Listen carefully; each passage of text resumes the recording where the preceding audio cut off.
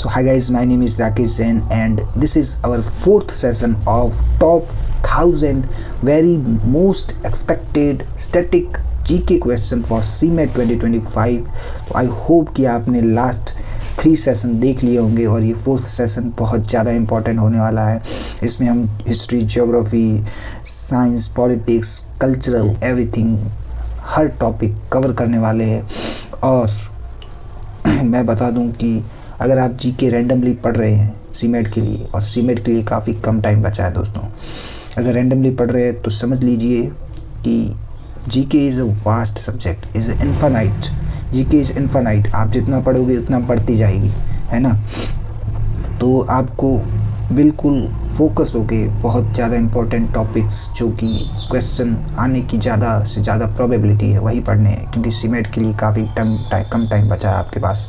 तो ये सेशन बहुत ज़्यादा इंपॉर्टेंट होने वाला है। बस आई हैड द एक्सपीरियंस किस टाइप के क्वेश्चन आते हैं, सीमेट किस टाइप के क्वेश्चन पूछता है। और मैं एक बार और बता दूँ आपको कि करंट अफेयर में इतना ज़्यादा फोकस मत करना। करंट अफेयर हाँ पढ़िए, क्योंकि सीमेट इज़ अनसर्टेन, हो सकता है कि इस बार क्वेश्चन दे दे। But if you see the previous pattern, कई सालों से देख लीजिए स्टैटिक जीके के ही क्वेश्चन वो पूछते हैं ज़्यादातर। 18 से 19 करंट अफेयर का एक आध क्वेश्चन आ जाए तो अलग बात है, बाकी इस बार नहीं कह सकते, हो सकता है 3-4 क्वेश्चन आ जाए। ऐसा नहीं कि आप बिल्कुल मत पढ़िए बट इतना ज़्यादा ध्यान करंट अफेयर पर मत दीजिए। You should focus on the static GK more, ठीक है। तो let's start with the question number first. Okay, so question number first guys, what do you mean by Allen's rule? Okay, Allen's rule क्या होता है guys? Options दे रखी है। mammals from colder climate generally have shorter ears and limbs to minimize heat loss. desert, देखिए question number इसका answer first ही होगा actually. एलेंस rule क्या होता है ना, जैसे देखिए जहाँ पे ज़्यादा ठंड पड़ती है ना, वहाँ के जो जैसे एनिमल्स होते हैं उनके कान, उनके हैंड्स, लिम्स जो होते हैं उनकी साइज़ कम होती है। आपने महसूस किया होगा जब बहुत ज़्यादा ठंड पड़ती है हमारे कान जो होते हैं ना वो ठंडे पड़ जाते हैं, और हमारी जो मतलब पैर है, पैर की उंगलियाँ जो होती है वो भी एकदम ठंडी होती है अगर हम जो है सॉक्स वगैरह ना पहने, क्योंकि जितना ज़्यादा सरफेस एरिया होगा ना ईयर्स का और लिम्स का, उतना ही ज़्यादा जो है हीट लॉस जो है वो ज़्यादा होगी, और हीट लॉस ज़्यादा होगी तो टेम्परेचर कम होता जाएगा जो है शरीर का। तो इसलिए जो है ना, जो मैमल्स है जो ठंडे मतलब एरियाज़ में रहते हैं with temperature minimum with -degree temperature, तो वहाँ के जो लिम्स और कान जो होते हैं बहुत छोटे होते हैं, ताकि सरफेस एरिया कम हो जाए, और सरफेस एरिया कम होने से हीट लॉस ना हो, और उनका जो बॉडी है वो उसका टेम्परेचर बढ़ा रहे, उसका टेम्परेचर कम ना हो, ठीक है। तो इसको एलेंस रूल कहते हैं। ओके, ये चीज़ आपको याद रखनी है। Okay, next question guys, which of the following constitutions inspired the law making process in India? Guys, law making process in India, आपको ये पता होना चाहिए कि जो कॉन्स्टिट्यूशंस ऑफ इंडिया है उनके जो आर्टिकल्स है वो कहाँ कहाँ से बोरो किए गए हैं। जैसे कि फंडामेंटल राइट्स जो है, फंडामेंटल राइट्स कहाँ से बोरो किया गया है? USA, United state of India. इसके अलावा जो डीपीएसपी है, डीपीएसपी कहाँ से बोरो किया गया है? आयरलैंड से। तो ये बहुत बहुत इंपॉर्टेंट है जो आपको याद होनी चाहिए। जैसे मेन मैं आपको बता देता हूँ। सबसे पहले जो फंडामेंटल राइट्स है, फंडामेंटल राइट्स बोरो किए गए हैं यूएसए से, ठीक है। और इसके अलावा डीपीएसपी जो है, डीपीएसपी जो स्टेट पॉलिसीज़ होती है, जो आर्टिकल 36 से लेके 51 तक है, स्टेट पॉलिसीज़ जो है वो ली गई है आयरलैंड से। ओके, इसके अलावा जो है अपना जैसे अपनी जो कैबिनेट व्यवस्था है, कैबिनेट की व्यवस्था है वो कहाँ से ली गई है? वो यहीं से अपना यूके से, लंदन जो इंग्लैंड है वहीं से ली गई है। जो ब्रिटेन कह सकते हैं आप, यूके नहीं, ब्रिटेन, ब्रिटेन से। ब्रिटेन की स्पेलिंग क्या है भाई? और इसके अलावा इम्पॉर्टेंट है आपका अमेंडमेंट्स जो होता है, अमेंडमेंट्स जो होता है ये कहाँ से लिया गया है? ये लिया गया है साउथ अफ्रीका से, ठीक है। साउथ अफ्रीका पूरा लिख देता हूँ, साउथ अफ्रीका। इसके अलावा अपना जो कंकरेंट लिस्ट है, कंकरेंट कंकरेंट लिस्ट क्या होता है, जिसमें स्टेट और यूनियन है वो दोनों फैसला ले सकते हैं और उन दोनों का हक होता है। कंकरेंट लिस्ट जो है वो ऑस्ट्रेलिया से आई है। ओके, ऑस्ट्रेलिया से आई है। इसके अलावा फंडामेंटल ड्यूटीज़ जो है, फंडामेंटल ड्यूटीज आई है यूएसएसआर से, सोवियत यूनियन से। इसके अलावा जो लिबर्टी, फ्रेटर्निटी और जो इसका कंसेप्ट आया है लिबर्टी, फ्रेटर्निटी और एक और होता है, ये कहाँ से आया है फ्रेटर्निटी, ये आया है फ्रांस से। इसके अलावा जो एमरजेंसी लगती है, एमरजेंसीज जो लगती है वो कहाँ से आई है, एमरजेंसीज जो है वो आई है जर्मनी से। ओके, और इसके अलावा भी कुछ और भी है जो आपको एक बार पढ़ लेना है, क्योंकि ये थोड़े से इम्पोर्टेंट है। ये पूछा जा सकता है कि ये वाला जो कॉन्स्टिट्यूशन का पार्ट है कहाँ से बोरो किया गया है, तो कुछ जो है आपको याद होने चाहिए। ओके, सो इसका जो आंसर है गाइस, लॉ मेकिंग प्रोसेस कहाँ से लिया गया, लॉ मेकिंग प्रोसेस गाइस लिया गया है अपना यहीं से, ब्रिटिश कॉन्स्टिट्यूशन से लिया गया है। लॉ मेकिंग प्रोसेस कहाँ से लिया गया है, ब्रिटेन से ही लिया गया है। ओके, और आयरिश से मैंने बताया डीपीएसपी जो स्टेट पॉलिसीज है वो यूएस से ली गई है। अपना प्रेसिडेंट का इलेक्शन, फंडामेंटल राइट्स, इसके अलावा अपना जो जुडिशरी और एग्जीक्यूटिव जो है वो अलग अलग होना चाहिए। एग्जीक्यूटिव और जुडिशरी जो है वो अलग अलग होना चाहिए। ये भी यूएस से लिया गया, ये भी याद रखना। कनाडा से क्या लिया गया है, federal system, quasi federal system का मतलब है federal system with strong union. USA democracy is a federal system. अगर कोई स्टेट अलग होना चाहे, जैसे कैलिफोर्निया कल कह दे कि मुझे अपना अलग देश बनाना है, तो वो बिल्कुल अलग देश बना सकता है विदाउट एनी, कोई भी उसका जो है विरोध नहीं कर सकता। बट इंडिया में ऐसा नहीं है कि इंडिया में अगर कल राजस्थान चाहे कि मुझे अपना अलग देश बनाना है, पंजाब चाहे मुझे अपना अलग देश बनाना है, वो अलग नहीं हो सकते, क्योंकि India is the union of state with federal system है, बट क्वाजी फेडरल सिस्टम, यानी कि यूनियन जो है वो स्ट्रॉन्ग है, कोई भी स्टेट जो है वो अलग नहीं हो सकता है। तो ये सिस्टम हमने कहाँ से लिया गया है, कनाडा से लिया गया है। ठीक है, ये आपको याद रखना है। India is a quasi federal system. Next question है guys, which of the following definition best describe the concept of microfinance. Microfinance की बेस्ट डिस्क्रिप्शन क्या हो सकती है, how can we describe microfinance with best definition.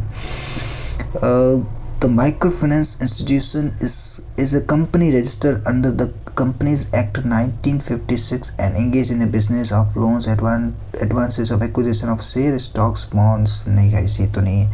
Microfinance is a banking service provided to unemployed or local income individuals or group who otherwise would have no other access to financial services. This can be the definition. Microfinance institution is a digital only and mobile first bank. नहीं, microfinance refers to the providing banking service to individual living in rural area. ये सही है, but which हमें पूछा which is the best description. तो best description ये है guys, microfinance is a banking service provided to unemployed और low income individual group who otherwise who have no access to financial services. Microfinance जो है वो उनके लिए जो ट्रेडिशनल बैंकिंग सर्विसेज है उनका लाभ नहीं ले सकते। जैसे कि आप अगर नॉर्मल बैंक में जाओ, जैसे आप HDFC में चले गए, तो वो क्या आपको बिना कोई कोलेटरल, बिना कोई सिक्योरिटी के लोन देंगे? They will not provide. तो माइक्रोफाइनेंस सर्विसेज जो है वो जो उनको लोन प्रोवाइड करती है, उनको फाइनेंस प्रोवाइड करती है जिनके पास कोलेट्रल नहीं है, जिनके पास जो है जो पहले से अनएम्प्लॉयड है, तो उनको जो है वो सर्विस प्रोवाइड करती है। ठीक है, तो इसका आंसर बी होगा। Next question guys, Ernest Rutherford used about test thick gold foil for alpha scattering experiment. Rutherford का नाम सुना होगा आपने, अगर 11-12 में आपकी साइंस नहीं भी थी तो आपने 9th-10th में सुना ही होगा, क्योंकि रदरफोर्ड था, थॉमस था, इन्होंने क्या एक्सपेरिमेंट करे थे जिसके बाद जो एटम का जो किस टाइप का पैटर्न होता है, एटम की जो शेप है वो पता चली थी। तो रदरफोर्ड ने जो है एक थिक गोल्ड फॉइल पे जो है alpha scattering, alpha particle, alpha एक लाइट छोड़ी थी जिससे कि उसको पता चला कि न्यूक्लियस जो है, nucleus is the centre of the atom. तो ये उसे पता चला था। तब उसने कौन सी कितनी थिक फाइल ली थी, 100 मतलब 1000 यानी कि 1000 में से एक लाइट जो है वो 180 डिग्री मतलब वापस रिवर्स पे आ रही थी। तो जो 180 डिग्री रिवर्स पे वापस जो आ रही थी वो जो थी वो क्या थी, वो न्यूक्लियस से टकरा रही थी। तो उससे जो है न्यूक्लियस का जो डिस्कवर हुआ था इसकी स्टडी से, इसके एक्सपेरिमेंट से। Okay, next question guys. In May 2022, then President Ramnath Kovind appointed Des as the Lieutenant Governor of Delhi। 2022 में प्रेसिडेंट रामनाथ कोविंद ने किसको सेलेक्ट किया था as a lieutenant governor of Delhi? Vinay Kumar Saxena को किया था। और एक बात ये आपको याद रखनी है कि जो यूनियन टेरिटरीज है वहाँ पे गवर्नर नहीं होते, वहाँ पे लेफ्टिनेंट गवर्नर होते हैं। जैसे चंडीगढ़ है, जैसे दादर है, नागर हवेली, दमन दीव, उसके अलावा अंडमान निकोबार है, लद्दाख है, तो वहाँ पे लेफ्टिनेंट गवर्नर जो है अपॉइंट होते हैं, which was appointed by the who was appointed by the president. Okay, next question guys. How many players are there on each side of kabaddi team in the field? Kabaddi team में each side में कितने player होते हैं? 7 player होते हैं guys.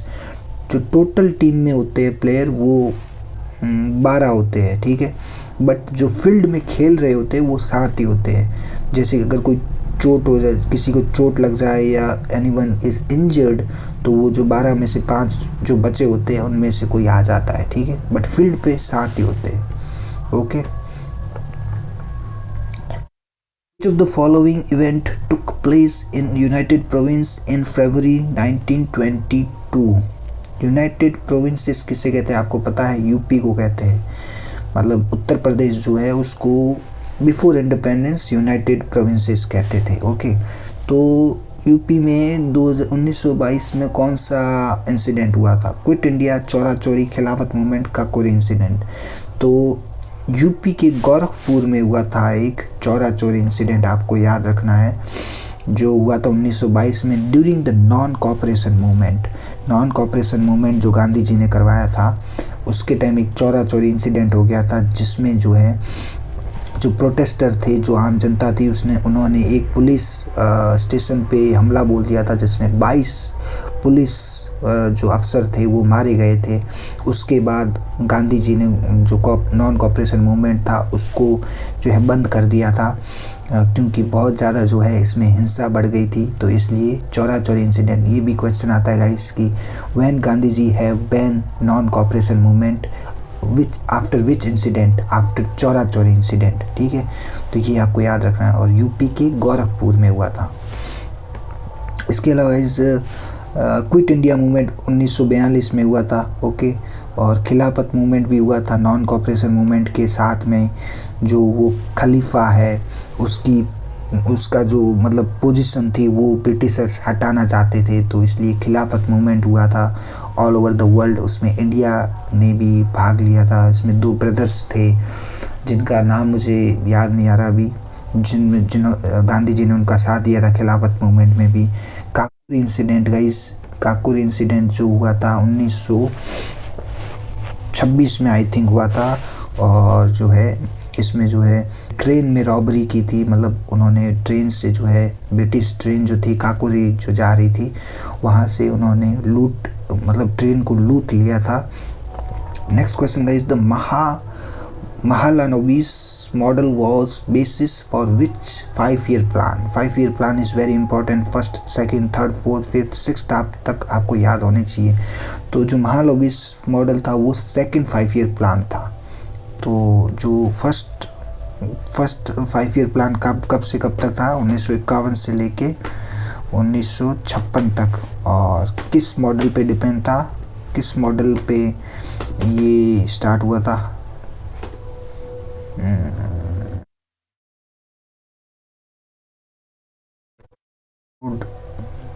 Thomas.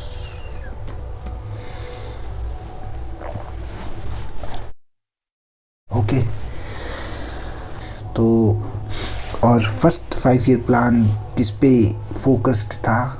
Primary sector पे यानी कि एग्रीकल्चर पे। सेकंड जो था 1956 से 1961 तक which was depend on the heavy industries, और सेकेंडरी सेक्टर पे जो है फोकस्ड था, यानी कि हैवी इंडस्ट्रीज और स्टील प्लांट वगैरह इसको बढ़ाना है, देश में इंडस्ट्रियलाइजेशन को बढ़ाना है, उस पर था। ठीक है, और दोनों 5 ईयर प्लान के टाइम जो प्राइम मिनिस्टर थे वो थे जवाहरलाल नेहरू। ठीक है, next, in which state of the India was नीरू मीरू? छोड़ो इसको, जो ज़्यादा इम्पोर्टेंट नहीं है ना, मैं उसको थोड़ा स्किप कर रहा हूँ। ठीक है, Lata Mangeshkar was honoured with the Bharat Ratna in? Lata Mangeshkar ji को भारत रत्न कब मिला था? 2001 को मिला था। ठीक है, in which of the following district of Rajasthan was बर्चन्स फाउंड? बर्चन्स क्या होता है गाइस? जो सैंड ड्यून्स होते हैं ना, सैंड ड्यून्स में एक इस तरह का पैटर्न बनता है, आपने देखा होगा, मतलब इस तरह का पैटर्न बनता है जिसमें मतलब वो ढलान सी रहती है। तो सैंड ड्यून्स पहली बात कहाँ पे है? राजस्थान में, थार डेजर्ट में। और थार डेजर्ट कहाँ पे? Mainly Jaisalmer area. तो उदयपुर में तो है नहीं, भीलवाड़ा में भी नहीं, अलवर में भी नहीं है। तो वेस्टर्न राजस्थान कहाँ पे है? जैसलमेर, बीकानेर, ये है। तो इसका जो आंसर होगा Jaisalmer. Okay, so next question guys, which of the following unemployment is found in India when people are employed for a certain period of a year in tourist resort and various tourism related activities in the mountain region but are unemployed in the off season? Okay,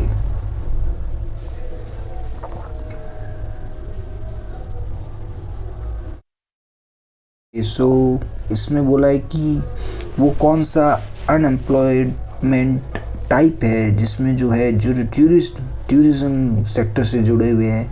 जब tourist ज़्यादा होते हैं तब तो वो employed होते हैं, जब टूरिज्म पीरियड नहीं होता है तो उस सीज़न में वो जो होते हैं अनएम्प्लॉयड हो जाते हैं, बेरोजगार हो जाते हैं। तो this type of unemployment is called seasonal unemployment. इस टाइप ऑफ अनएम्प्लॉयमेंट भी एक इम्पॉर्टेंट टॉपिक है जिसमें बहुत सारे टाइप ऑफ अनएम्प्लॉयमेंट होते हैं, जैसे seasonal unemployment, frictional unemployment, under unemployment, disguised unemployment, cyclical unemployment. Under unemployment क्या होता है गाइज? मतलब आप जैसे 30,000 की जॉब कर रहे हो but you have the skill and capacity to earn 1 lakh rupees per month या फिर 2 लाख रुपीज़ पर मंथ, तो आप क्या करें? अनएम्प्लॉयड, अंडर एम्प्लॉयमेंट में हो, यानी कि जो स्किल आपकी है आप उसको उतना यूटिलाइज नहीं कर रहे हो, तो उसको क्या कहते हैं? Under employment. ये एम्प्लॉयमेंट है, यहाँ पे अनएम्प्लॉयमेंट होना चाहिए guys, unemployment. Okay, disguised unemployment का मतलब है जैसे कि जहाँ पे जितने लोगों की ज़रूरत है उससे ज़्यादा लोग लगे हैं। जैसे मान लीजिए एक दुकान पे 2 लोगों की ज़रूरत है बट वहाँ पे काम कर रहे हैं 4 लोग, तो दिखने में तो लग रहा है कि 4 लोग एम्प्लॉयड हैं या कि 4 लोग रोज़गार है, लेकिन असल में जो है वहाँ पे 2 लोगों की ज़रूरत है और 2 लोग जो है वो अनएम्प्लॉयड ही है। तो ये डिस्गाइज्ड अनएम्प्लॉयमेंट। डिस्गाइज्ड क्या होता है? जो दिखता नहीं है बट होता है, तो उसका मतलब है डिस्गाइज्ड अनएम्प्लॉयमेंट, जहाँ मतलब जितने रिक्वायरमेंट है उससे ज़्यादा मैन पावर है। ओके, फोर्थ है साइक्लिकल अनएम्प्लॉयमेंट। साइक्लिकल अनएम्प्लॉयमेंट मतलब जैसे कोई इन्फ्लेशन आ गया अपनी इकोनॉमी में या फिर डाउनफॉल हो गया, तो ये एक साइक्लिकल अनएम्प्लॉयमेंट आप कह सकते हैं। इसके अलावा एक मैंने बताया था फ्रिक्शनल अनएम्प्लॉयमेंट। फ्रिक्शनल अनएम्प्लॉयमेंट मतलब फ्रिक्शनल अनएम्प्लॉयमेंट किसको कह सकते हैं? जैसे कि आप मतलब जैसे कि आपने एक जॉब छोड़ दी और आप नेक्स्ट जॉब की तैयारी कर रहे हैं या फिर उसका इंटरव्यू दे रहे हैं या फिर उसको पाने की कोशिश करें, तो उसके बीच का जो टाइम होता है ना, जैसे एक एम्प्लॉयमेंट को छोड़ के दूसरी एम्प्लॉयमेंट को पकड़ने के बीच का जो टाइम होता है उसको फ्रिक्शनल अनएम्प्लॉयमेंट कहते हैं। ठीक है, तो ये कुछ टाइप थे अनएम्प्लॉयमेंट के, तो जो है आपको याद रखना है। Okay, when was the Jawaharlal Nehru Manipur dance, छोड़ो इसको। Poush Mela is a unique festival celebrated in which of the following state? Uttar Pradesh, Himachal Pradesh, West Bengal, Madhya Pradesh. तो the right answer is West Bengal.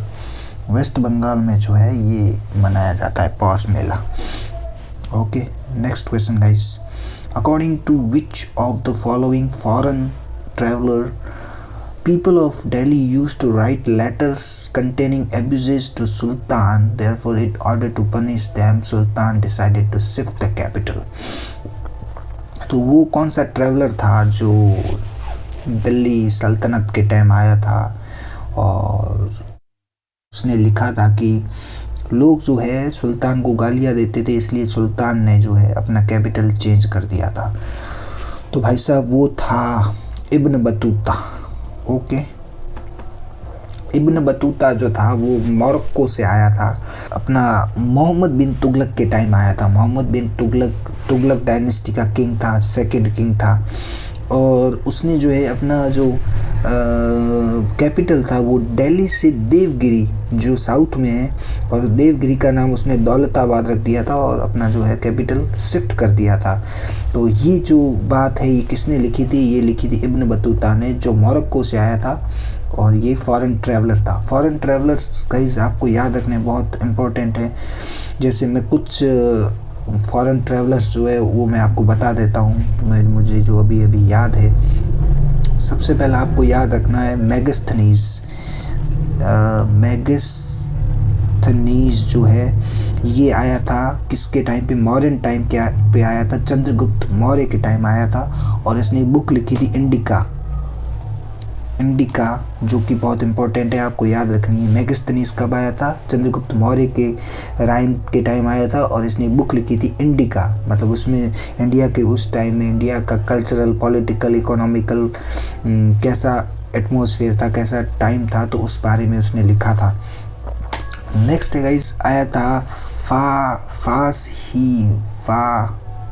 फाहसीन करके नाम, फाहसीन है, जो कब आया था? ये आया था भाई साहब अपना गुप्ता अम्पायर जो था, गुप्ता अम्पायर के चंद्रगुप्त सेकंड, जिसको विक्रमादित्य भी कहते हैं, उसके टाइम आया था। और ये एक चाइनीज़ ट्रैवलर था, और इसने बहुत सारे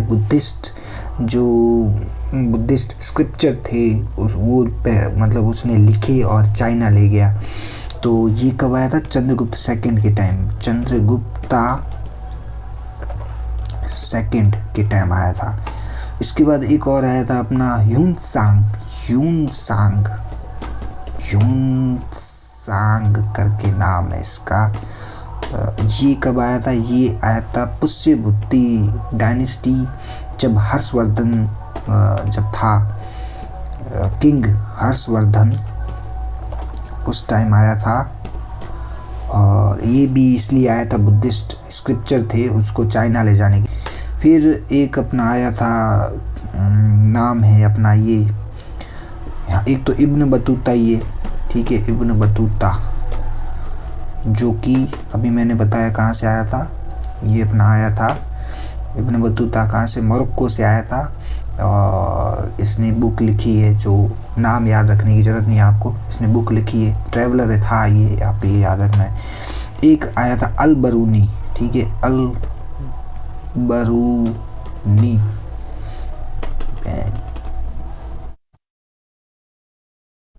अल बरूनी जो आया था वो आया था अपना पर्सिया से आया था, पर्सियन था ये, और इसने एक बुक लिखी थी, किताब अल हिंद, ठीक है, किताब अल हिंद इसने बुक लिखी थी, जो कि इम्पोर्टेंट है। और ये कुछ जो है नाम हैं जो आपको याद रखने हैं, जो इंडियन फॉरेन ट्रैवलर है, जो बहुत सारे किंग के राइन के डायनेस्टीज के टाइम आते थे। ठीक है। तो इसका आंसर इब्न बतूता है गाइज। इब्न बतूता जो है किसके टाइम आया था, मोहम्मद बिन तुगलक के टाइम आया था। और मोहम्मद बिन तुगलक को गाइस थोड़ा सन की राजा भी कहते हैं, क्योंकि उसने जो है कुछ ऐसे फैसले लिए थे जो कि उसने मतलब अच्छा सोच के लिए थे बट उल्टा हो गया था।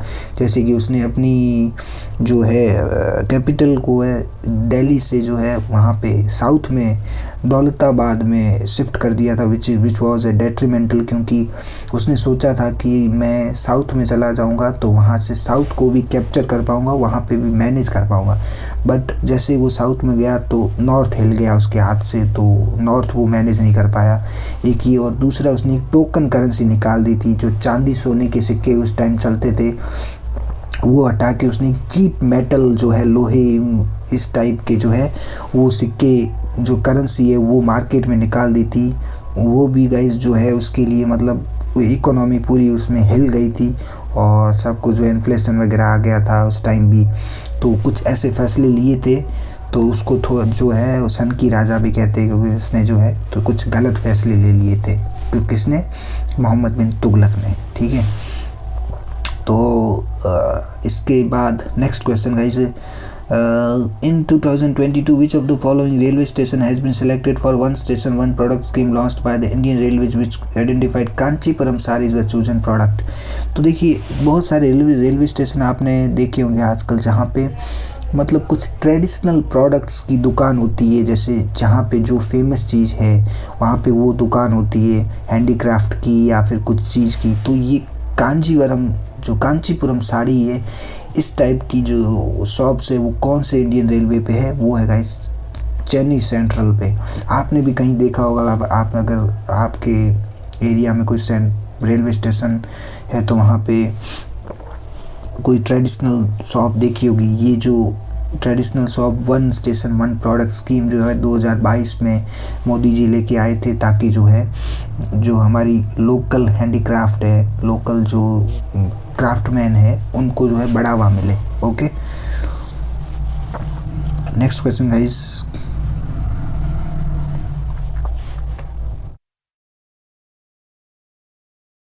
which reference to Morley-Minto reform of 1909 considered following statement? They are also called as Morley-Minto reforms। आपने सुना होगा 1909 द एक्ट ऑफ इंडिया भी सुना होगा आपने, बहुत सारे रिफॉर्म्स आए थे 1909 में।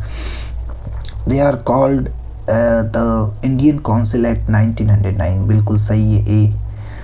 दे increase the strength of legislative council, बिल्कुल ये भी सही है, इसमें इंडियंस की भी कुछ रिप्रेजेंटेशन बढ़ गई थी। The right to separate electorate was given to Muslim, ये भी बिल्कुल सही है। जो मॉर्ले मिंटो रिफॉर्म्स है, जिसमें मॉर्ले कौन है, मॉर्ले है द सेक्रेटरी जो है इंडिया का, और मिंटो जो है वो वॉइस रॉय ऑफ इंडिया था उस टाइम। तो उस टाइम जो मॉर्ले मिंटो रिफॉर्म आया था 1909 का, तो उसमें ये जो तीनों बातें हैं ये बिल्कुल तीनों सही है, जिसमें जो है इंडियन काउंसिल एक्ट आया था 1909 का, और स्ट्रेंथ जो है रिप्रेजेंटेशन है लेजिस्लेटिव काउंसिल की वो भी बढ़ गई थी, और उसमें जो इंडियन का रिप्रेजेंटेशन है वो थोड़ा सा बढ़ा दिया गया था।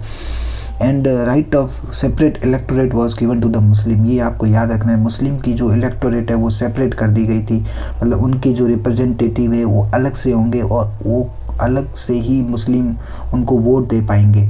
तो ये तीनों बिल्कुल सही थे, सही है।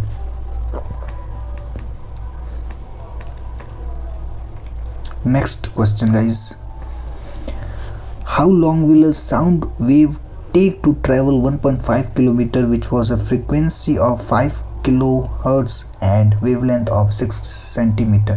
अब ये थोड़ा फिजिक्स का क्वेश्चन है, यहाँ पे आपको एक फार्मूला लगाना पड़ेगा गाइस।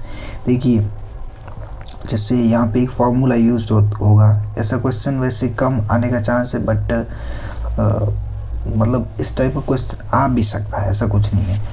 तो एक तो फार्मूला आपको याद होगा कि डिस्टेंस जो होता है वो क्या होता है, अपना distance is equal to speed into time, ठीक है।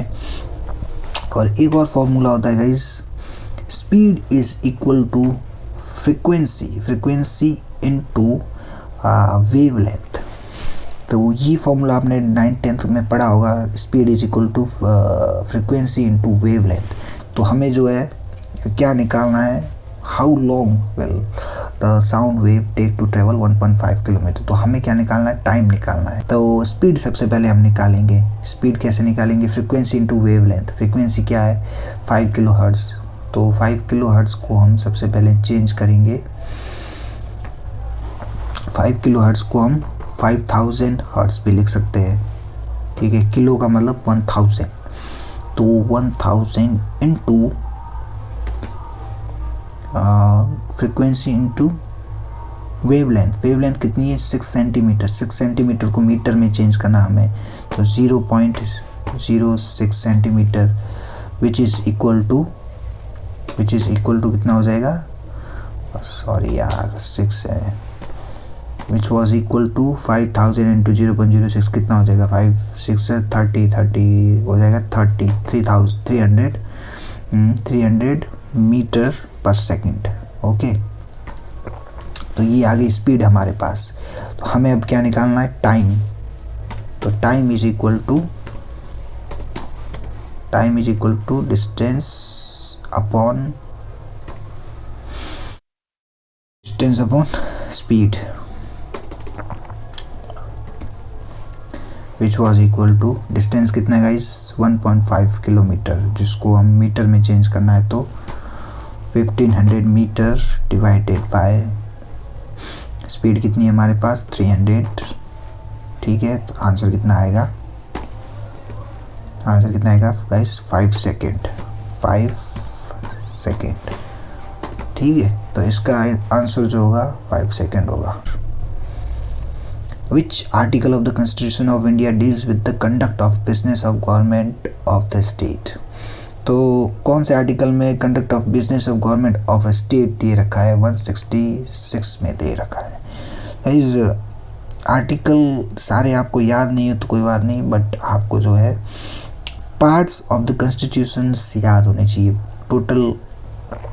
टोटल आर्टिकल कितने हैं, पहली बात तो 395 है आर्टिकल। टोटल कॉन्स्टिट्यूशन के पार्ट्स कितने हैं, कॉन्स्टिट्यूशन है उसके कितने पार्ट्स है, 22 पार्ट्स है। और उसके अलावा जो है टोटल अमेंडमेंट्स अभी तक कितनी हो चुकी है कॉन्स्टिट्यूशन में, 106 अमेंडमेंट हो चुकी है। और इसके अलावा जो है जो कॉन्स्टिट्यूशन कब लागू किया गया था, 26 नवंबर 1949 को लागू किया गया था। इसको कॉन्स्टिट्यूशन डे भी कहते हैं, ये आपको याद होना चाहिए।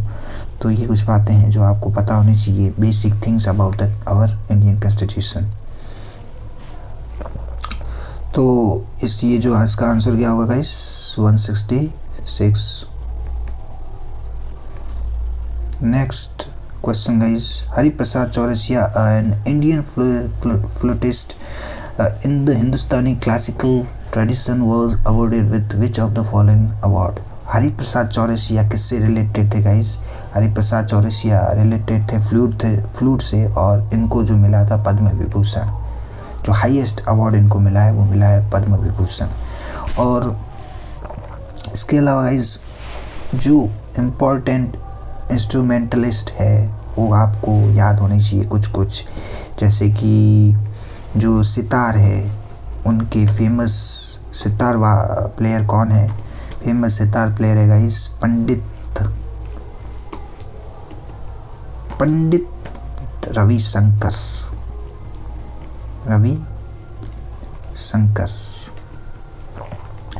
इसके अलावा जो शहनाई प्लेयर है, शहनाई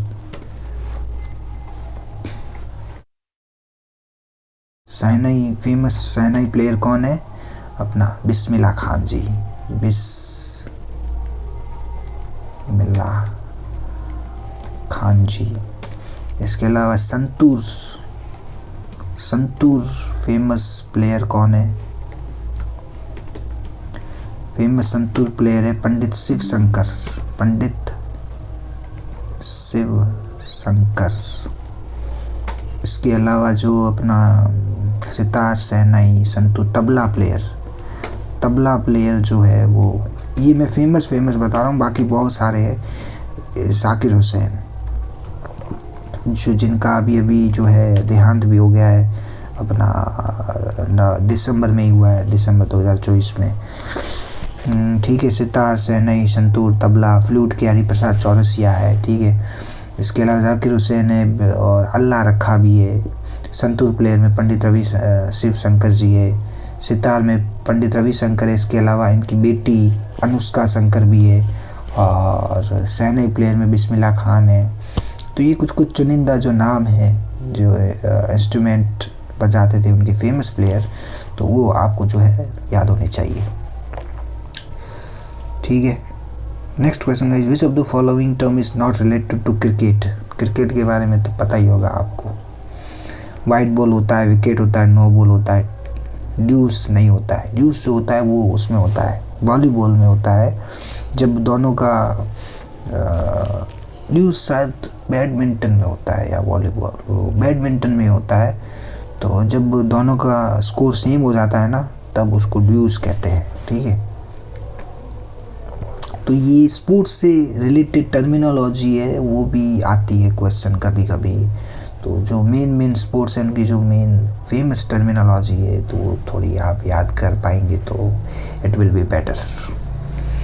Vasudev first who issued coin in gold dinars and quarter dinars and copper single denomination was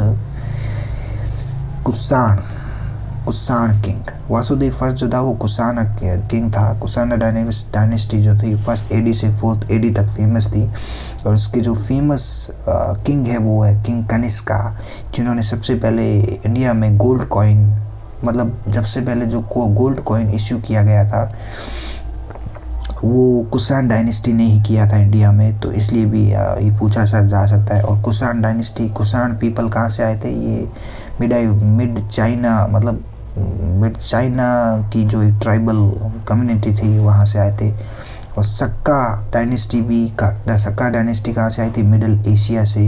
ये भी एक ट्राइबल कम्युनिटी थी, वहाँ से आए थे। तो ये दोनों जो है फॉरेन मतलब पीपल थे जिन्होंने इंडिया में डायनेस्टीज बनाई थी।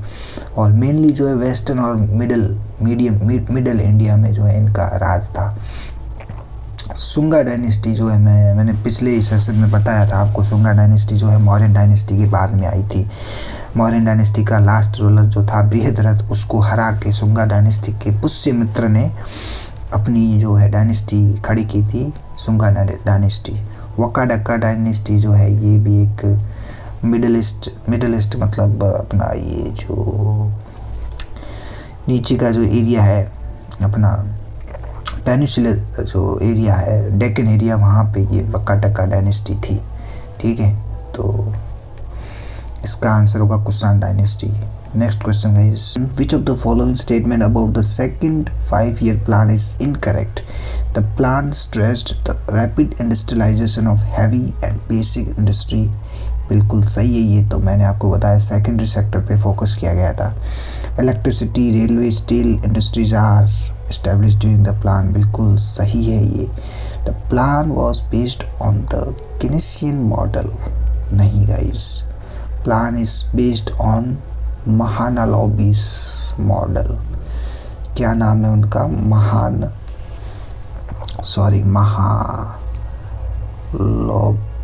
महालोबनिस, यार ये स्पेलिंग में भूल जाता हूँ, महालोबनिस ऐसा कुछ नाम है मॉडल। ठीक है, उस मॉडल पे ये थी, ना कि केनेसियन मॉडल पे। ओके। तो the socialist pattern of society was reflected. बिल्कुल सोशलिस्ट ही थे जो प्राइम मिनिस्टर थे अपने जवाहरलाल नेहरू, उन्होंने सोशलिस्ट पैटर्न पे ही काम किया था। तो ये गलत है, लेकिन आंसर यही सही है, क्योंकि इनकरेक्ट पूछा है तो ये केनेसियन मॉडल पे नहीं था, महानालोबिस मॉडल पे था। ओके। Second 5-year plan.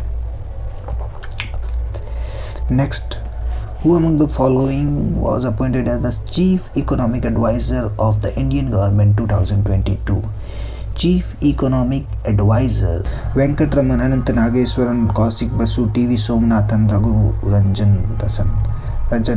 तो right answer is Venkataraman Anant Nageswaran.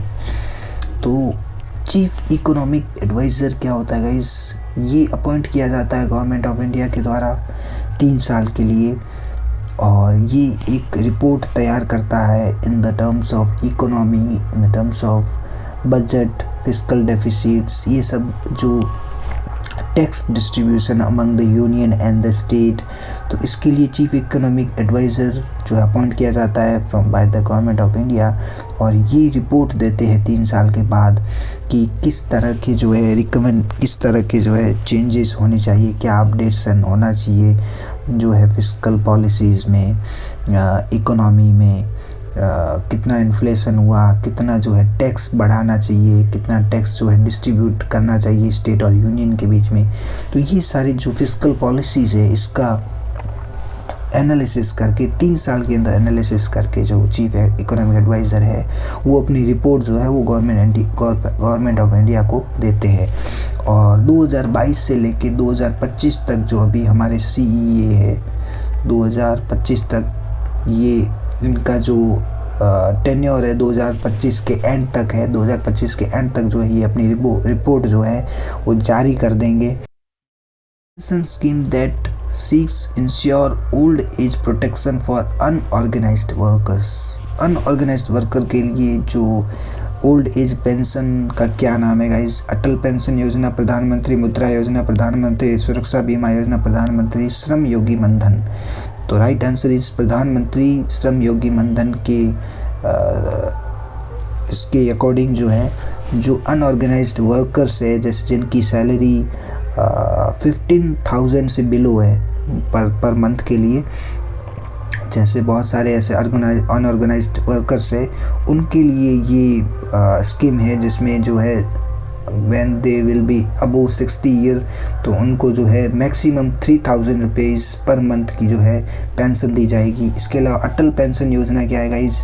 Atal pension योजना एक पेंशन योजना है, उसमें कोई भी इनरोल कर सकता है। 18 प्लस अगर आप है तो अटल पेंशन योजना में आप इनरोल कर सकते हैं। आपको उसके लिए NPS जो न्यू पेंशन स्कीम है उसमें भी इनरोल करना पड़ेगा, और उसमें 1,000 से लेके 5,000 तक जो है वो पेंशन दी जाती है। उसके अलावा प्रधानमंत्री मुद्रा योजना क्या है? मुद्रा योजना जो होती है, मुद्रा लोन के बारे में आपने सुना होगा। मुद्रा लोन दिया जाता है शिशु, किशोर और तरुण, और अब तो तरुण प्लस भी आ गया है। तो मुद्रा लोन मतलब ये इम्पॉर्टेंट है इनोवेशन एंड एंटरप्रेन्योरशिप के लिए। वहाँ से ये एक क्वेश्चन तो ज़रूर आता है मुद्रा पे। तो शिशु में जो है कि कितना लोन दिया जाता है? 1 लाख रुपए तक दिया जाता है। तरुण किशोर में 5 लाख शिशु में 50,000 तक दिया जाता है, और किशोर में 5 लाख तक दिया जाता है। फिर तरुण में जो है 10 लाख तक दिया जाता है, और एक अब तरुण प्लस आ गया है जिसमें 20 लाख तक का लोन दिया जाता है। जैसे कि अगर आपने पहले से लोन ले रखा है और आपने टाइम पे उसको भर दिया है तो आप तरुण प्लस के लिए भी एलिजिबल होंगे। ठीक है, तो ये मुद्रा लोन आपको जो है याद रखना है। बाकी प्रधानमंत्री मुद्रा योजना है, ये थोड़ा सा अलग है। मुद्रा मैंने ऐसे आपको समझा दिया था बीच में मुद्रा लोन के बारे में। बाकी प्रधानमंत्री मुद्रा योजना भी एक अलग योजना है। ठीक है, वो आप एक बार गूगल पे चेक कर लेना। What is the gas involved when zinc react with sulfuric acid? आपने एक रिएक्शन पढ़ी होगी गाइज 9th 10th क्लास में, जब मेटल जो है मेटल है जो है वो जब एसिड के साथ रिएक्ट करता है, जब एसिड के साथ रिएक्ट करता है तो वो क्या बनाता है? H2 gas plus salt. अरे यार एक second, metal plus acid, when metal react with acid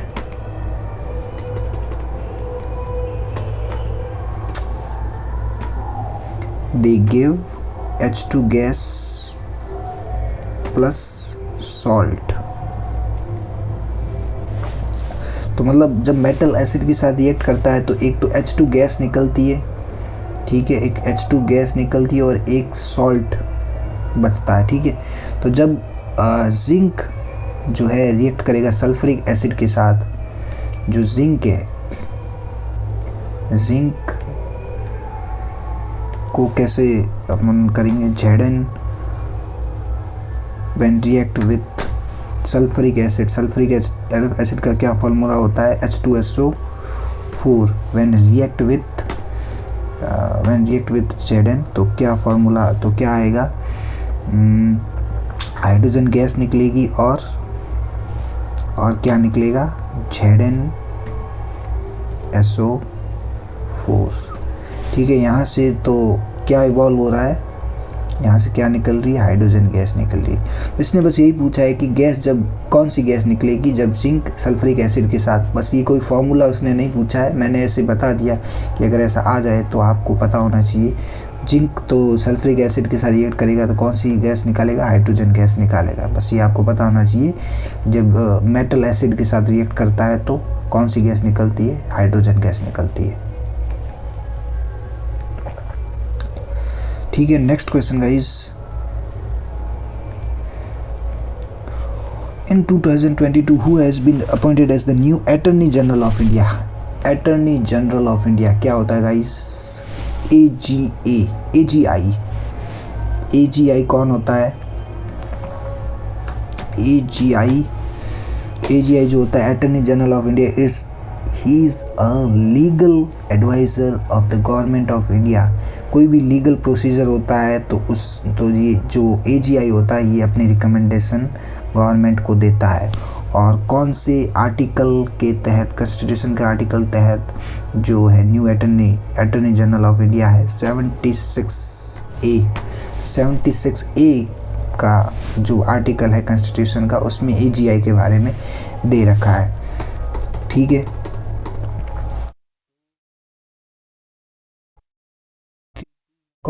किसको अपॉइंट किया गया है, R वेंकटरमणी को, R वेंकटरमणी।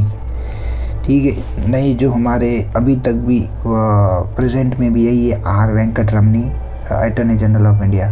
गाइज ये कुछ इम्पोर्टेंट पोजीशंस जो है, अटॉर्नी जनरल ऑफ इंडिया हो गया, वाइस प्रेसिडेंट ऑफ इंडिया हो गया, और इसके अलावा अपना ये controller and auditor general of India हो गया, CAG भी आपको पता होना चाहिए। CAG अभी हाल फिलहाल चेंज हो चुके हैं। CAG कौन से कॉन्स्टिट्यूशन के आर्टिकल के तहत है, 148, ये आपको याद रखना, 148 आर्टिकल में CAG के बारे में दिया है, controller and auditor general of India. तो अभी जो हमारे CAG है वो है संजय मूर्ति। ठीक है, जो अभी नवंबर में मेरे हिसाब से शायद अभी उनकी पोजीशन अभी चेंज हुई है CAG की। उससे पहले गिरीश कुमार मुर्मू थे, गिरीश चंद्र मुर्मू। ठीक है, गिरीश चंद्र मुर्मू थे, और अभी नवंबर 2024 में संजय मूर्ति। ठीक है, तो ठीक है, next question guys, which of the following is not a kharif crop. Kharif crop इसमें से कौन सी नहीं है, पैडी, सोयाबीन, वीट, कॉटन। तो कॉटन है, वीट, सोयाबीन है, पैडी है, वीट नहीं है guys. Wheat is not a kharif crop, it's a rabi crop. तो वीट जो है वो रबी क्रॉप है। कौन सी क्रॉप है, रबी। तो मेनली जो इंडिया में वो 2 सीज़न होते हैं, रबी और खरीफ। खरीफ जो होता है वो मेनली ये मानसून सीज़न से पहले स्टार्ट होता है, और अक्टूबर सितंबर में जो है हार्वेस्टिंग होती है। और खरीफ जो होता है वो विंटर सीज़न है, जैसे ये अभी स्टार्ट हुआ है, अक्टूबर के बाद स्टार्ट होता है नवंबर में, और फरवरी मार्च में जो होती है हार्वेस्टिंग होती है, मतलब कटिंग होती है। और एक थर्ड भी होता है, 2 तो ये हो गए रबी और खरीफ, और एक होता है ज़ैद क्रॉप भी होता है, एक स्पेलिंग है ZAID। तो जो ये महीने होते हैं ना, अप्रैल, जो अब जैसे विंटर में हार्वेस्टिंग हो गई, हार्वेस्टिंग के बाद कुछ महीने ऐसे बचते हैं जहाँ बहुत ज़्यादा गर्मी पड़ती है, मानसून से प्री मानसून वाला टाइम, जैसे ये मई जून हो गया, अप्रैल मई जून। तो उस टाइम पे ज़ैद क्रॉपिंग सीजन होता है, जिसमें वाटरमेलन, कुकुम्बर, इस टाइप के क्रॉप उगाए जाते हैं। रबी में जो है ना मेनली विंटर सीजन में जैसे वीट हो गया, मटर, पी हो गया, इस टाइप के जो है ये उगाए जाते हैं। और खरीफ सीजन में जो है अपना कॉटन हो गया, बाजरा, इस टाइप के जो है वो खरीफ सीजन में उगाए जाते हैं। Okay, next question guys, which of the following is another name of vitamin C? Vitamin C का अनदर नाम क्या है? विटामिन सी को गाइस एब्सॉर्बिक एसिड भी कहते हैं। क्या कहते हैं? एब्सॉर्बिक एसिड। अब विटामिन के नाम आपको पता होनी चाहिए गाइस। विटामिन ए का क्या नाम है, विटामिन बी का साइंटिफिक क्या नाम है, सी का क्या नाम है। विटामिन ए जो है वो फैट सोल्यूबल है, और विटामिन ए को जो है, विटामिन ए को क्या कहते हैं? रेटिनॉल भी कहते हैं, रेटिनॉल, ठीक है। और विटामिन फिर है विटामिन डी। विटामिन डी भी फैट सोल्यूबल है, और विटामिन डी को अपना ये भी कहते हैं कैल्सीफेरॉल, कैल्सीफेरॉल। इसके अलावा विटामिन के है, विटामिन के, विटामिन के को फाइलोक्विनोन भी कहते हैं, ठीक है। फिर है विटामिन ई है, विटामिन ई है जिसको हम विटामिन ई को टोकोफेरॉल भी कहते हैं।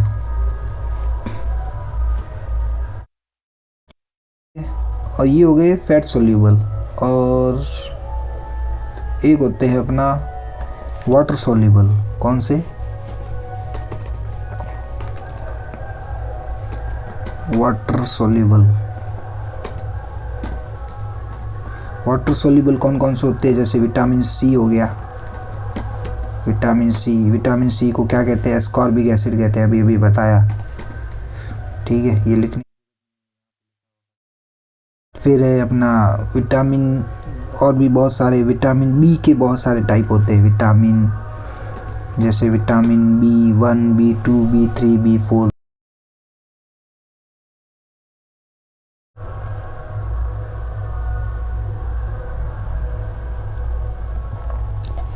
तो विटामिन मतलब B1 से, B1 का नाम है गाइस थियामिन है, और B2 का नाम राइबोफ्लेविन है, B3 का नाम नियासिन है, B5 का नाम पेंटाथोइक एसिड है, और B6 का अपना ये पायरोडॉक्सिन है, अपना B7 का बायोटिन है, और B9 का फॉलिक एसिड है, और B12 का कोबालामिन है, अपना कोबालामिन। तो ये कुछ नाम है, साइंटिफिक नेम है, तो आप अगर याद रख सकते हो तो अच्छी बात है, क्योंकि ये क्वेश्चन आता है, क्योंकि लास्ट टाइम भी क्वेश्चन आ चुका है विटामिन के बारे में। और इसके अलावा विटामिन की डिफिशियंसी के बारे में भी क्वेश्चन आ चुका है गाइस। रेटिनॉन, अपना जैसे विटामिन ए की कमी है, विटामिन ए की कमी से क्या होता है? विटामिन ए की कमी से नाइट ब्लाइंडनेस होता है, जो आंखों की बीमारियां बहुत ज़्यादा होती है। विटामिन डी की कमी से जो क्या होता है?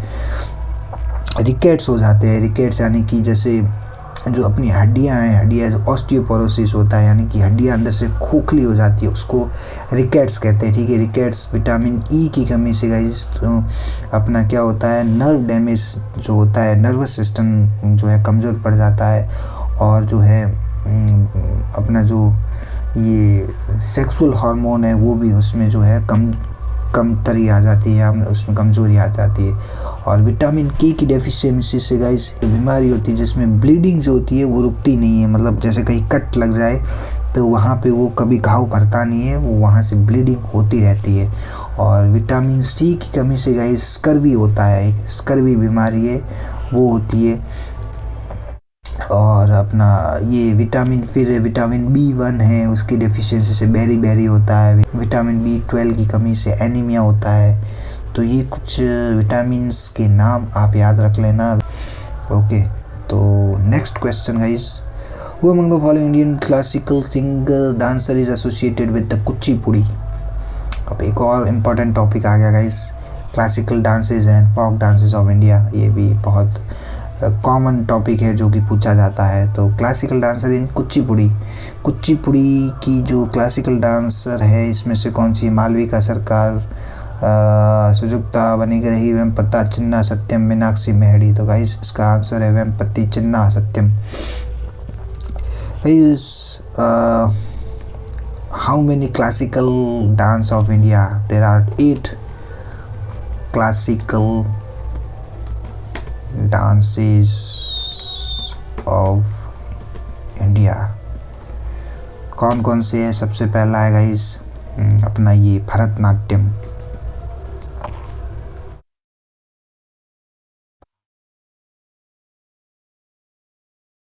भरतनाट्यम कहाँ का फेमस है? तमिलनाडु का फेमस है। TN okay. सेकंड है अपना कथकली। कथकली, कथकली कहाँ का है गाइस? कथकली है केरला का। थर्ड है अपना मोहिनीअट्टम। मोहिनीअट्टम, मोहिनीअट्टम लिख दिया, सॉरी गाइस, अब लिख दिया जो लिख दिया, मोहिनीअट्टम है, ठीक है। ये भी गाइस कहाँ का है? केरला का ही है। और अपना एक है उड़ीसी। ओडिसी, ओडिसी नाम से पता चल रहा है कहाँ का है, उड़ीसा का है। और एक है मणिपुरी, नाम से पता चल रहा है कहाँ का है, मणिपुर का है। और एक है कथक जो मेनली नॉर्दर्न इंडिया का है, मेनली आप मान सके यूपी साइड का, नॉर्दर्न इंडिया का है बट मेनली यूपी का। ओके, कितने हो गए? 6 7 हो गए, एक और बच गया। एक अपना कहाँ का बच गया? आसाम का बच गया, क्या नाम है? सत्रिया। सत्रिया कहाँ का है गाइस? आसाम का। So these 8 are the, sorry कहाँ, अच्छा 8 कितने हुए? 7 हुए क्या? एक और है कुचिपुड़ी। कुचिपुड़ी कहाँ का गाइस? आंध्र प्रदेश का। ओके, AP लिख दिया, आंध्र प्रदेश का। तो ये 8 जो है अपने क्लासिकल डांस है ऑफ इंडिया। और इसके अलावा बहुत सारे फोक डांसेस भी है, जैसे राजस्थान का है घूमर है, कालबेलिया है, गुजरात का का लावनी है, और MP का मटकी, बहुत सारे, UP का है अपना नौटंकी है, और भी है अपना आसाम का बिहू है, अपना ये बिहार का जाटिन है, और छत्तीसगढ़ का भी है। मतलब फोक डांसेस जो अपने अपने स्टेट के होते हैं वो सब अलग अलग है। तो फोक डांस तो बहुत सारे हैं, मतलब अगर आप पढ़ने बैठेंगे तो बहुत सारे हैं, तो थोड़ा मुश्किल है याद। बट क्लासिकल म्यूज़िक तो है, क्लासिकल डांस आपको याद होने चाहिए। और क्लासिकल डांस के अलावा जो इसका फेमस इनके डांसर्स है वो भी एक एक आपको याद होने चाहिए। जैसे भरतनाट्यम है तो इसकी जो फेमस डांसर है वो रुक्मिणी देवी है, कमला देवी है। और कथक के जो है अपने बिरजू महाराज है, सितारा देवी है। कथकली के है जो अपने कलामंडलम गोपी है। और कुचिपुड़ी की बात करें तो अपना राजा राधा रेड्डी है, स्वप्ना सुंदरी है। मणिपुरी की बात करें तो अपने झावेरी सिस्टर्स है, और गुरु विपिन सिंह जी है। मोहिनीअट्टम की बात करें तो कलामंडलम सत्यभामा है। उड़ीसी की बात करें तो गुरु केलुचरण पात्रा महापात्रा है, माधवी मुद्गल है। सत्रिया की बात करें तो अपना ये शर्मा, मनीराम दत्ता। तो ये कुछ नाम है जो फेमस डांसर्स है, क्लासिकल डांसर्स है, तो वो आप थोड़े से नाम याद कर लेना। Which of the following sultans of Delhi primarily adopted a policy of consolidation rather than expansion?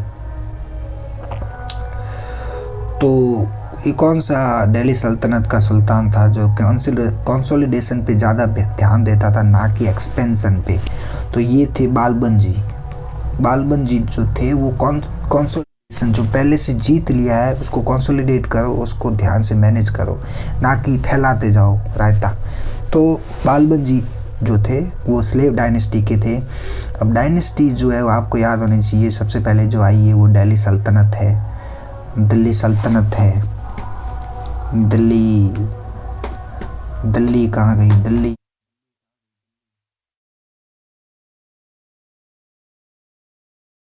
सल्तनत, दिल्ली सल्तनत में सबसे पहले कौन सी आई थी, स्लेव डायनेस्टी, स्लेव डायनेस्टी। ठीक है, अपना ये स्लेव डायनेस्टी के जो फेमस किंग्स कौन से, कुतुबुद्दीन ऐबक जो सबसे पहले आए थे, और जिन्होंने जो वो कुतुब मीनार बनाया था। और कुतुबुद्दीन ऐबक के बाद इल्तुतमिश आए थे। इल्तुतमिश ने जो है कुतुब मीनार जो आधा उसने छोड़ दिया था, कुतुबुद्दीन ऐबक ने उसको पूरा कर दिया था। उसके बाद एक क्वेश्चन आता है कि who is only one women sultan at the time of Delhi sultanate who reign on the India. तो ऐसी कौन सी वुमेन क्वीन है जिसने दिल्ली सल्तनत पे राज किया था, रज़िया सुल्ताना। ठीक है, ये नाम याद रखना है, जो इल्तुतमिश की बेटी थी और उसने जो है दिल्ली सल्तनत की गद्दी पे वो बैठी थी। फिर वो ज़्यादा टाइम तक नहीं रह पाई क्योंकि बहुत सारे नोबल्स जो थे उन्होंने उसका जो है वो कर दिया, प्रोटेस्ट कर दिया, और मतलब लड़ाई में जो है वो उसको जो है धोखे से मार दिया था। नहीं तो वो आगे राज कर सकती थी, बट उसको धोखे से मार दिया था उन्हीं के नोबल्स ने, उसी के नोबल्स जो थे उन्होंने ही। फिर स्लेव डायनेस्टी के बाद जो थे, हाँ, ये इल्तुतमिश के बाद में ही जो है रज़िया सुल्ताना, और उसके कुछ टाइम बाद बाल्बन आया था, वो भी स्लेव डायनेस्टी का ही था। स्लेव डायनेस्टी के बाद गाइज आई थी खिलजी डायनेस्टी। खिलजी डायनेस्टी। इसके बाद आई कि अपनी famous Tughlaq dynasty. Tughlaq dynasty आई थी गाइज, तुगलक डायनेस्टी। तो तुगलक डायनेस्टी में जो फेमस है मोहम्मद बिन तुगलक है और गियासुद्दीन तुगलक है। इसके बाद आई थी गाइज सईद डायनेस्टी, और ये इतनी ज़्यादा टाइम तक टिकी नहीं थी और जल्दी चली गई थी। फिर आई थी Lodhi dynasty.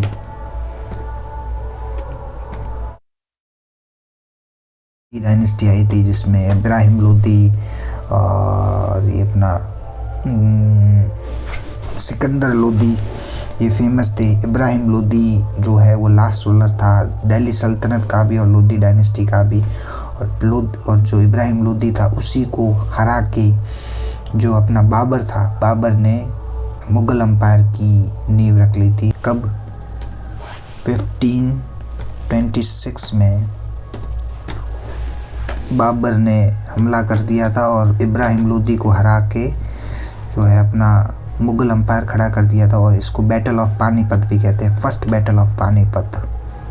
First battle of Panipat किसके बीच में हुआ था? बाबर और इब्राहिम लोधी के बीच में, जिसमें बाबर जीत गया था और उसने दिल्ली सल्तनत, दिल्ली पे जो है इंडिया पे कब्जा कर लिया था।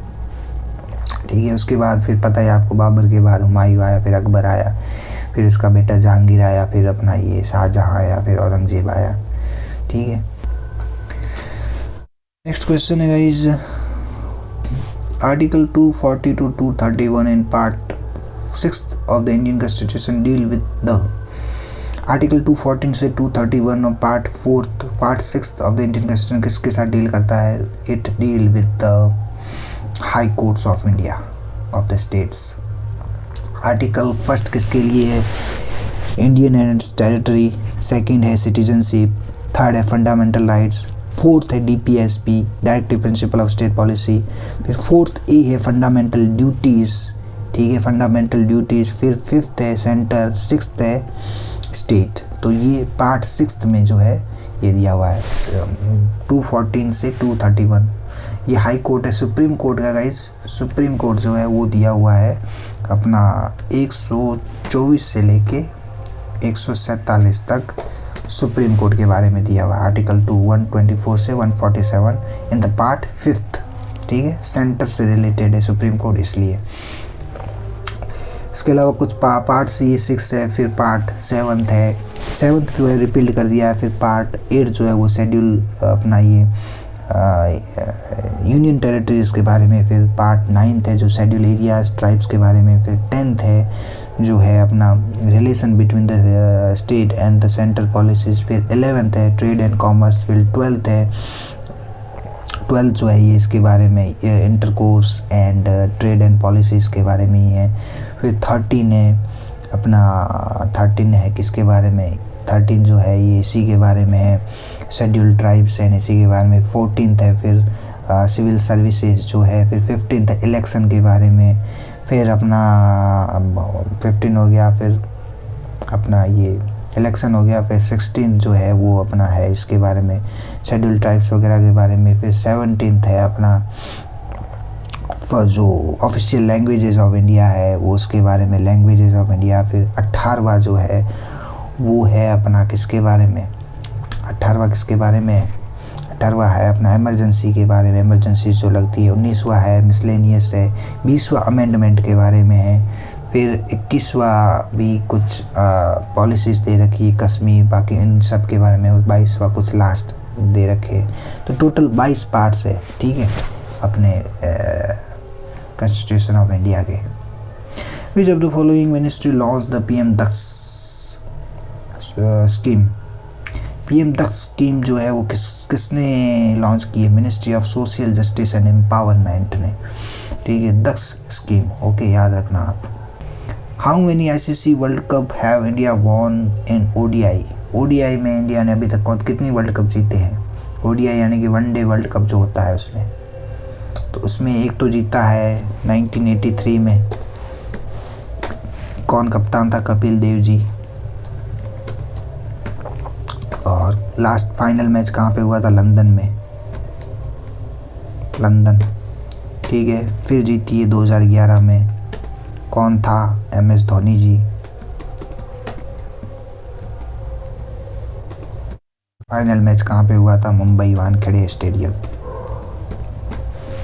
ठीक है। ये 2 ही वर्ल्ड कप अभी तक इंडिया जीती है, अभी जीतने का मौका था 2023 में, but unfortunately world cup answer is 2 ODI world cup.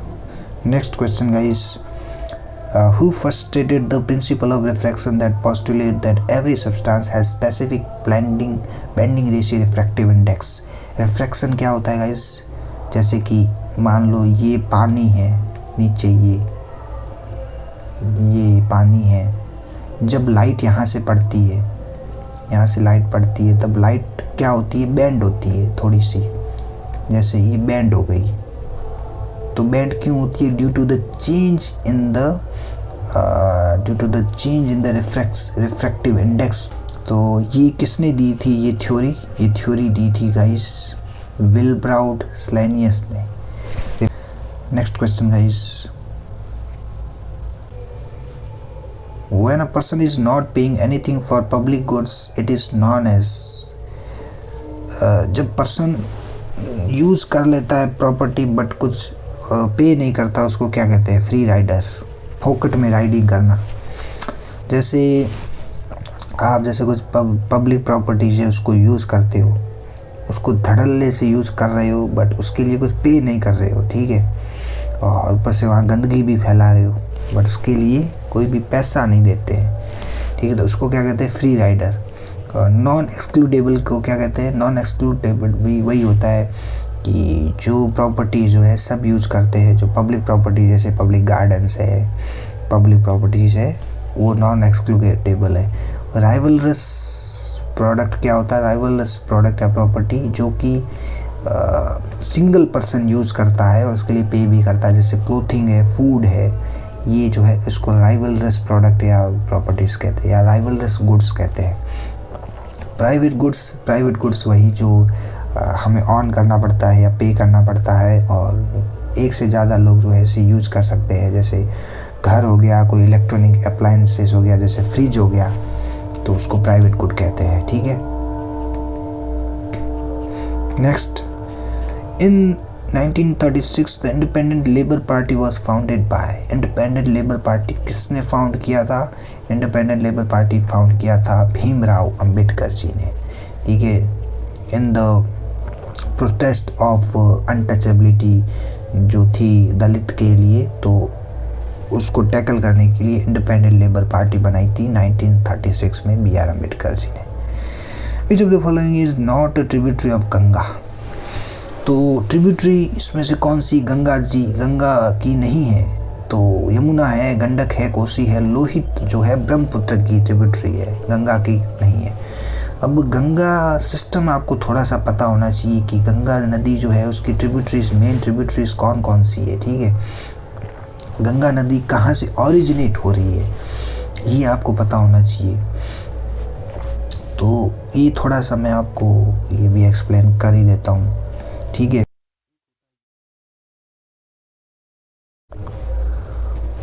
एक इधर होता है यमुनोत्री के पास गंगोत्री,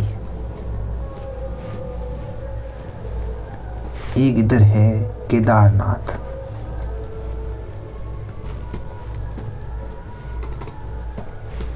और एक इधर है अपना बद्रीनाथ। बद्री थोड़ा सा इसको, चलो बद्री लिख देता हूँ खाली। अब ये चार क्या, ये ओरिजिनेशन है जहाँ से नदियाँ निकलती है। अब सबसे अलग अलग जो है नदियाँ निकलती है, जैसे बद्रीनाथ से जो है, बद्रीनाथ से निकलती है अलकनंदा निकलती है, ठीक है। फिर यहाँ से एक नदी यहाँ से मिलती है, वो मिलती है धौली गंगा।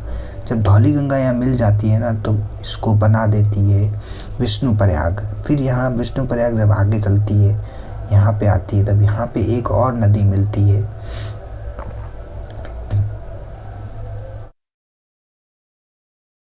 आगे मिलती है एक और नदी आती है नंदाकिनी। जब यहाँ मिल जाती है तो इसको कहते हैं नंदप्रयाग, ठीक है। फिर थोड़ी और आगे जाती है, धीरे धीरे यहाँ पहुंची। फिर यहाँ से एक नदी आती है पिंडरी गंगा, क्या कहते हैं, पिंडरी गंगा। जब वो यहाँ आ जाती है तब इसको कहते हैं कर्णप्रयाग, ठीक है। फिर ये थोड़ी और आगे धीरे आगे जाती है, तब केदारनाथ से एक नदी आती है, ये सीधी यहाँ मिल जाती है। यहाँ से कौन सी नदी आती है, मंदाकिनी नदी।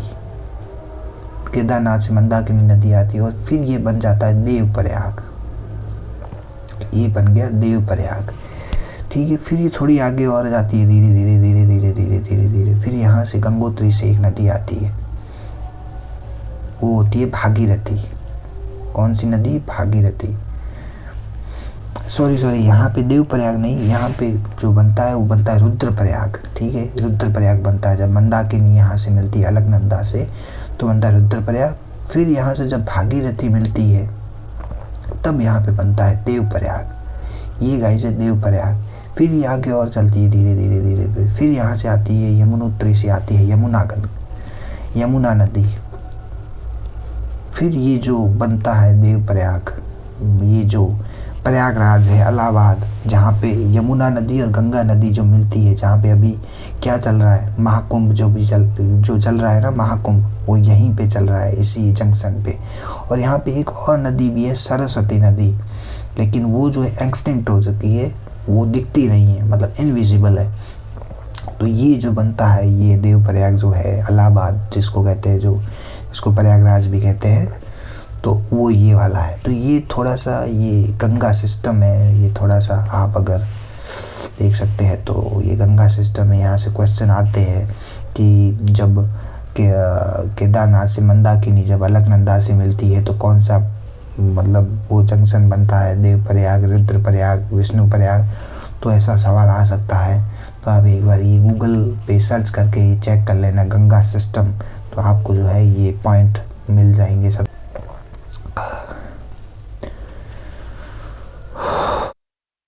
ठीक है guys, next question.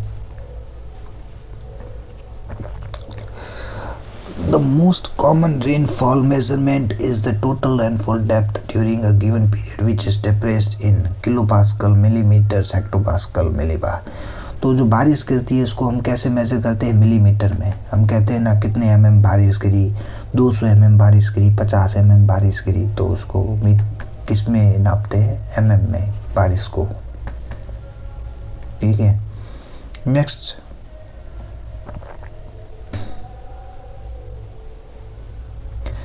reference to Ajivikas, consider the following element. Makhali Gosala was the prominent teacher of this sect. Ajivikas believed in the fatalism. तो आजीविकास सबसे पहले क्या होता है, आजीविकास जो थे, आजीविकास जो थे ये जब जैनिज्म बुद्धिज्म का जब टाइम था उस टाइम भी आजीविकास एक कम्युनिटी थी जिसमें वो जो है फैटलिज्म को मानते थे.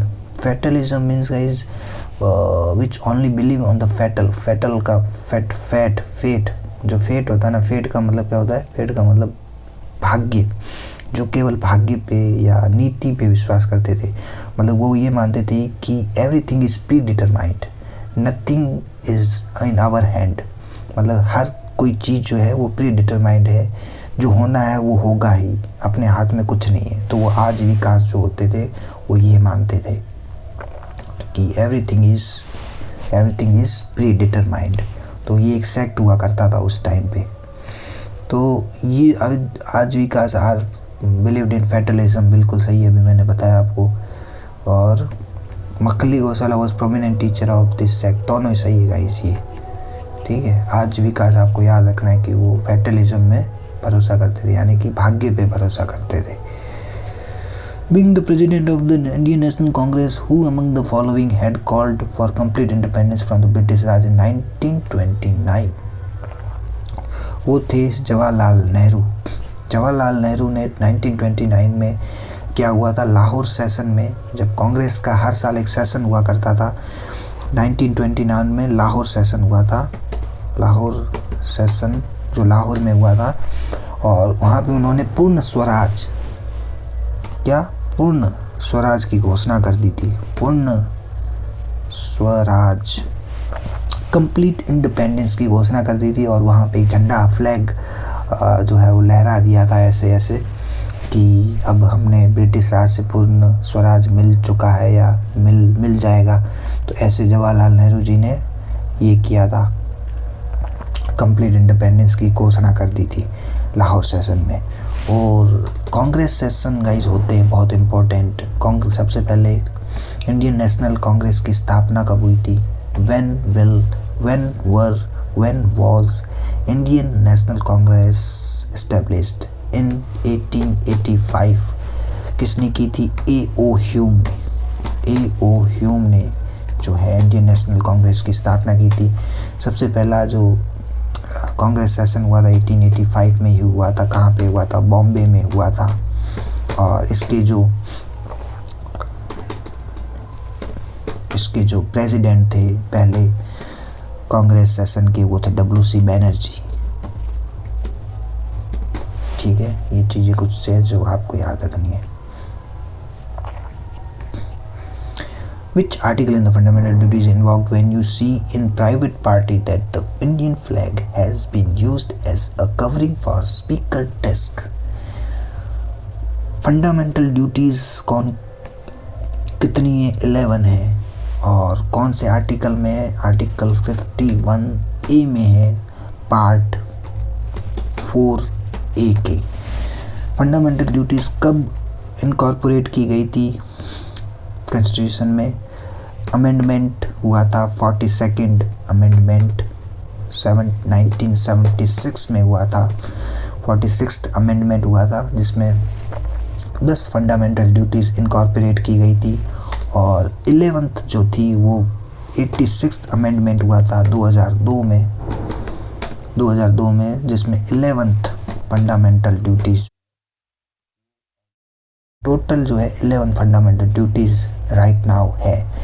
तो इसमें पूछा है कि कौन सी फंडामेंटल ड्यूटी में जो है ये दिया हुआ है कि इंडियन फ्लैग की जो है, जो इंडियन नेशनल सिंबल जो है ना, जैसे फ्लैग हो गया, तो उसकी हमें रेस्पेक्ट करनी है. तो वो दिया हुआ है पहले ही फंडामेंटल ड्यूटी में, we should respect our national symbol like our national flag. तो इसमें दिया हुआ है कि नेशनल फ्लैग को हम कवर नहीं कर सकते स्पीकर डेस्क पे, क्योंकि दिस इज़ द डिसरेस्पेक्ट हो गई. तो ये किस में दिया हुआ है, आर्टिकल 51A के ए, पार्ट ए में दिया हुआ है. टोटल कितने हैं, के तक है, टोटल के तक, यानी कि 11 फंडामेंटल ड्यूटीज़ है टोटल. ओके गाइस, सो आज के लिए इतना ही रखते हैं। So let's end this session guys. आज हमने 45 से 50 क्वेश्चन किए हैं। आई होप कि आपको अच्छे लगे होंगे। और हमने केवल क्वेश्चन नहीं किए, हमने हर क्वेश्चन को डिस्क्रिप्शन के साथ एक्सप्लेन किया है। उसके साथ जो एडिशनल इंफॉर्मेशन थी वो सारी मैंने आपको बताई, क्योंकि it's not necessary that the same question will be repeated. जैसे ये क्वेश्चन है तो इसके अलावा मैंने आपको ये भी बताया कि फंडामेंटल ड्यूटीज़ कब आई, कौन से अमेंडमेंट से आई, कितनी है टोटल, और ये सारी चीज़ें भी बताई। तो वहाँ से भी क्वेश्चन बनते हैं, वहीं से आ सकते हैं। तो extra information is very crucial. So बस ये 4th सेशन आज कंप्लीट करते हैं। बाकी और भी सेशन आने वाले हैं आगे। जितने हो सकेंगे उतने मैं आपको करवाने के ट्राई करूँगा, क्योंकि जीके में थोड़ा सा डर लगा रहता है कि कहाँ से गैदर करें इन्फॉर्मेशन। तो डोंट वरी, मैं और भी सेशन आपके लिए लेके आऊँगा। थोड़ा सा हौसला बढ़ाइए भाई का, सब्सक्राइब करिए चैनल को और लाइक भी करिए और एक अच्छी सी कमेंट छोड़िए, ठीक है। बाकी all the best for your exam, all the best guys. Thank you so much guys for watching this video.